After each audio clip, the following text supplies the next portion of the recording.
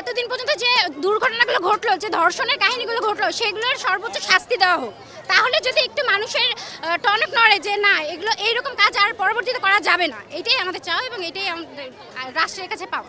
আমরা দেখতে পাচ্ছি যে আমাদের এই বোন আসিয়া আজকে হচ্ছে এইরকম একটা পরিস্থিতির শিকার হয়েছে। কালকে বলা যায় না আমার বোন আমার মা, আপনার বোন আপনাদের মা হতে পারে, কিন্তু আমরা চাচ্ছি খুবই দ্রুত ইন্টারিম সরকার যেন এই ধর্ষকদের বিরুদ্ধে কঠিন অ্যাকশন নেয়, এবং আমরা চাচ্ছি যে ধর্ষকদের একমাত্রই শাস্তি হবে, সেটা হবে ফাঁসি।